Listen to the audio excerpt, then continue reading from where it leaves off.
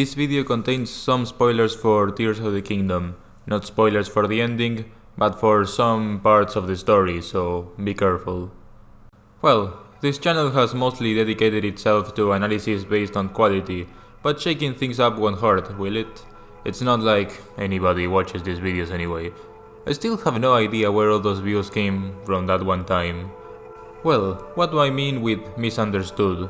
From now on, the Hero of Winds will be called Link, and other Links like the Hero of Time or Hero of Twilight, because otherwise I'll get tired of saying Hero of Winds.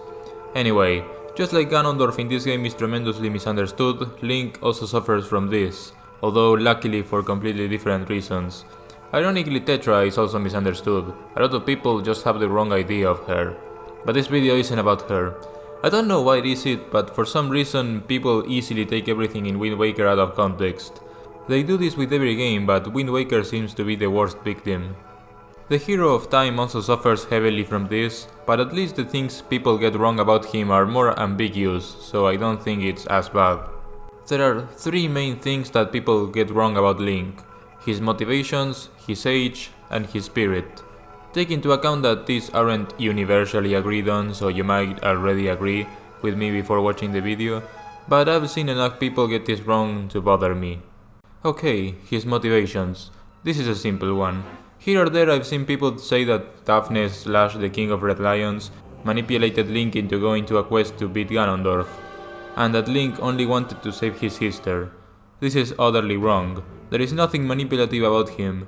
He tells Link the enormous dangers of facing Ganondorf and promises to guide him to the power he needs. Link accepts everything easily to save his sister, but there is nothing that shows that Link doesn't want to protect other people from the demon tribe. In fact, even after he saves his sister, he still continues to work to stop Ganondorf. And there isn't a moment where somebody tells him, "Oh Link, before you were just fighting for one person, but now you fight for everybody." Nah, it just continues. Link is a nice guy. If someone tells him a dude is trying to destroy everyone, he stands up to do something. This is the kind of thing I talked about in the last video. People try really hard to interpret these stories as more mature and will try to show horny Din. Link already has his development in this game. He slowly goes from an idiot who just can't get things right to seamlessly standing up to the Demon King. But you know what? This one isn't too common. It's something I see sometimes, unlike the next two, which are annoyingly agreed on. Okay, I say annoyingly agreed on, but this one is actually pretty confusing. So, the age of Link. It is said in the game that he has the same age as the legendary Hero of Time. The Hero of Time had either 9 or 10 years as a child and 16 or 17 years as a grown-up. In Breath of the Wild, although from my perspective it happens in a different universe, I still think the ideas are interchangeable between the two. It is said that Zelda will become an adult when she turns 17, so 17 is the age of adults in Zelda, so narratively it will make sense for the Hero of Time to be 17 when he starts his journey. So logically Link should be 17 years old, right? Well, it's not so easy because legends can be misunderstood. I don't think this is the case because he is normally presented as a young man. It would be weird if the legends talked about a young man but people thought he was 12. But there could be explanations for this, so this isn't silly evidence. There are many sources that claim this is his 12th birthday, like the French translation apparently, but I couldn't find that in Japanese. The Smash trophies also state this, but Smash isn't the best source of information, and the developers have also said this. However, there is a reason I'll be dismissing the opinion of the developers. Story is not something essential to them. They certainly give it importance, since otherwise they wouldn't bother to make it a sequel to Ocarina of Time and make teams with it, but it's not their main point of attention, so many times in interviews they can just say stuff that is objectively wrong. For example, Miyamoto claimed that Zelda 1 and 2 came before A Link to the Past, despite that game trying very hard in the manuals to be a prequel, and also says that Link's Awakening could be after Zelda 1 or A Link to the Past, despite the fact that Aghanim appears. Only the Hero of Legend interacted with Aghanim. So yeah, whatever Miyamoto has to say is irrelevant, and because of that I don't know how much actual involvement Aonuma has with the story. Therefore, I will ignore any interviews and books, because those things can always be changed. The games, however, are eternal, they are set on stone. Many times Link is referred to as a child or a kid. This, however, isn't very relevant. The hero of the sky is referred to as Child of Fate, and that thing certainly doesn't look like a child. Hell, the hero of Wilds is like 124 years old and still is treated like a kid sometimes. The hero of time himself was a kid to Ganondorf, so we have to get more specific than this. Link can participate in an auction, he can acquire property, can get a job, many things adults do. He also can wield the Master Sword, weapon that matched the size of Child Link, but Link matches its size like the other adult Links, so if Link is a child then he is one hell of a kid. Not only he matches its size, but he uses it perfectly. He has trouble with demon weapons, but the Master Sword is no problem. That thing is too big for a 12-year-old. But perhaps this doesn't convince you. Let's look at the visual evidence. Many people think Link looks like a kid, but this is a cartoon style. Look at Friday Night Funkin', that gremlin is 19. In context, Link is usually smaller than adults but bigger than kids. Sometimes he matches the size of old people, but you could say that the children are even smaller. Even if in my perspective Ariel acts like a 10-year-old. So, who is Link similar to? Well, there are those girls the bird kidnapped, who both act like teenagers, one falling in love with a moblin and one old enough to work. There is also Komali, who is a young adult, supposedly of a similar age to Link, who is called a young lad by the Rito. The biggest piece of evidence is Tetra. She is obviously of the same age as Link. She is already the captain of the ship and shows knowledge and cleverness. It would be very weird for her to be the captain at 12 years. But most importantly, after kidnapping the bomb merchant, Mako compliments Gonzo for his tricks and says that if he married Tetra, they will have the greatest pirate as a kid, much to Tetra's annoyance. That guy certainly isn't a kid, so if Tetra is 12, then this is an extremely inappropriate joke. If she is 17 and just smaller than him, then it's just a normal joke. As you can see, Link's age seems to be that of a young adult. Of course, some people, like the teacher, treat him like a kid, but that kind of teacher is the kind where you can be a fat 50-year-old and she will treat you like her student. And then there's the Deku Tree, who confuses Link with the hero of time. This Deku Tree only ever met the young adult hero of time. But, however, although, there are two things contradicting this. One weak and one that is actually pretty strong.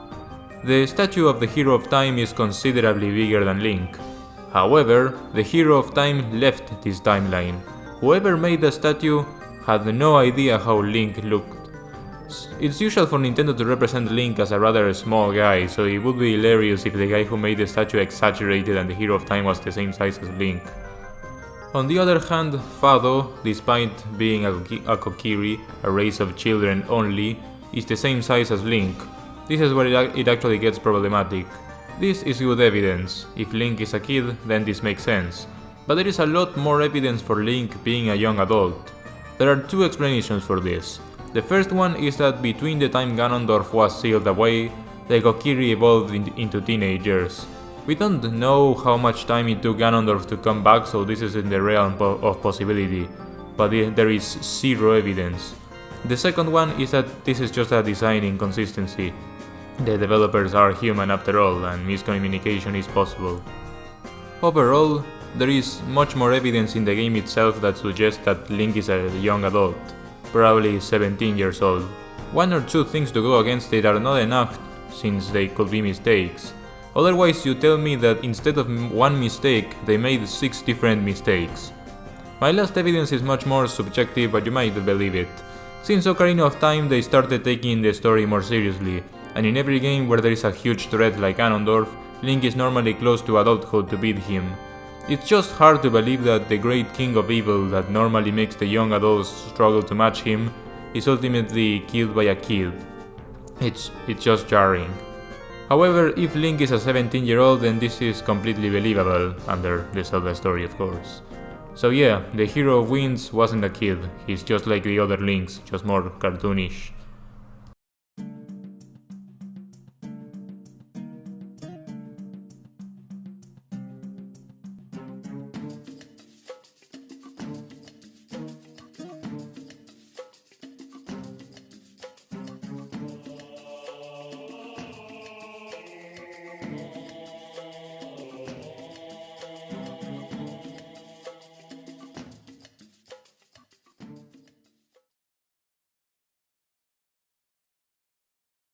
Final misinterpretation.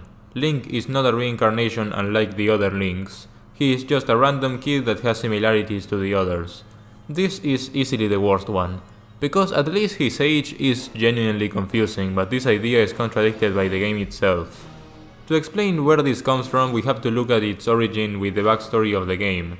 When Ganondorf invaded Hyrule, there's not a single mention of any Link trying to stop him. This makes people believe that Zelda sending back the Hero of Time eliminated the spirit of the hero in this timeline. This, however, is very unlikely. Let's understand the spirit of the hero.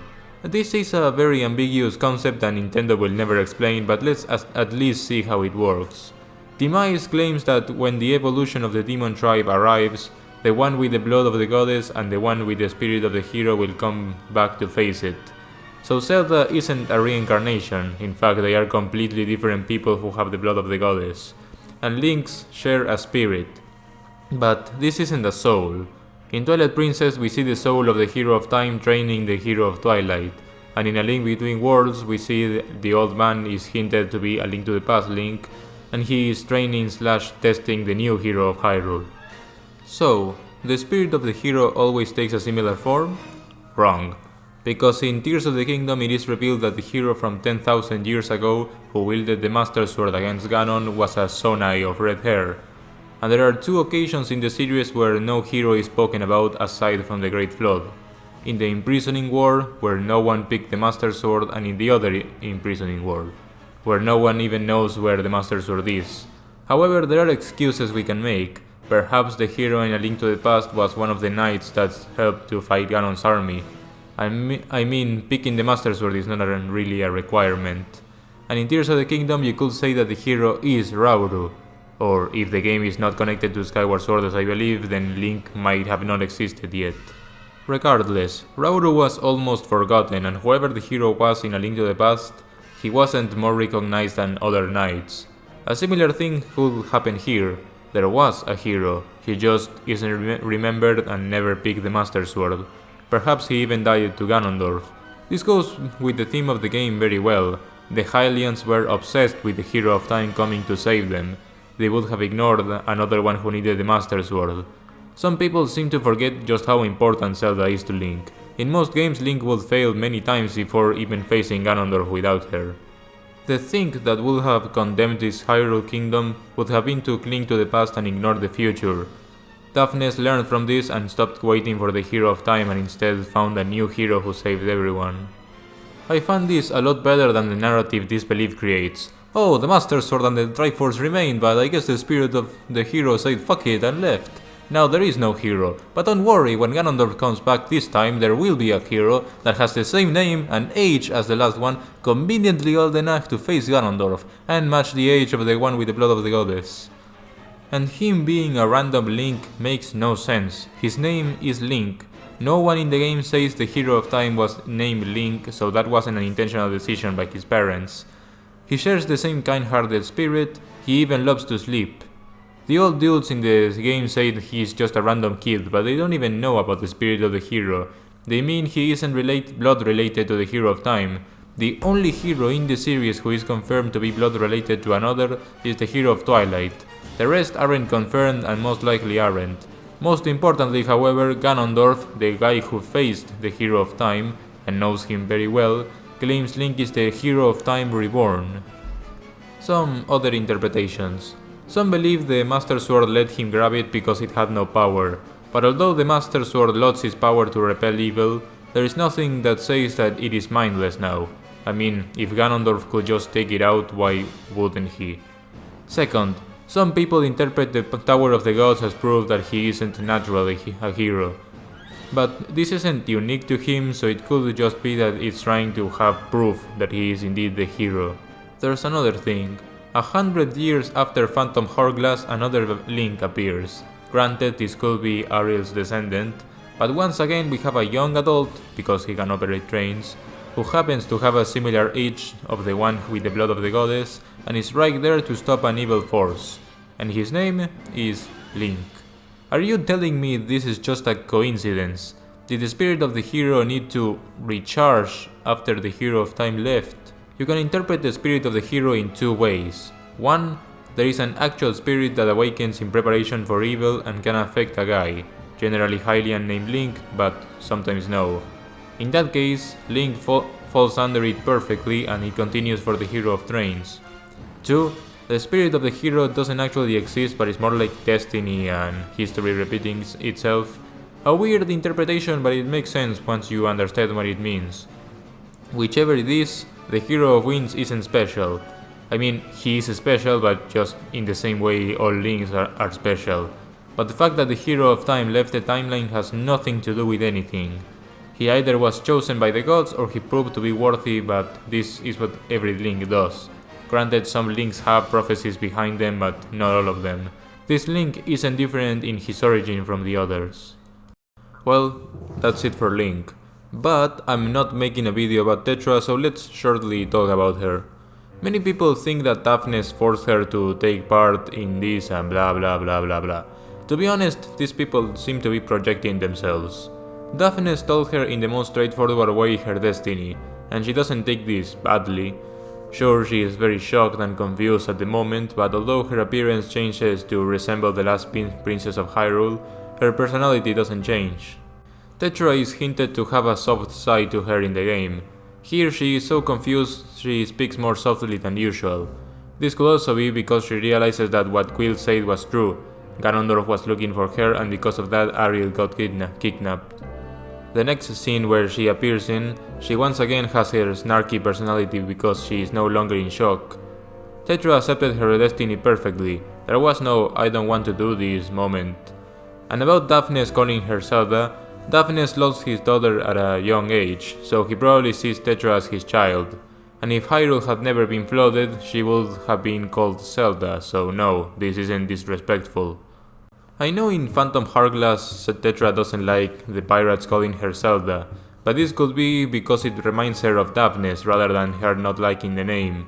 Let me remind you that in Spirit Tracks the princess is called Zelda once again. In summary, do not disrespect my homie Daphnes, he was lost but he had the spirit.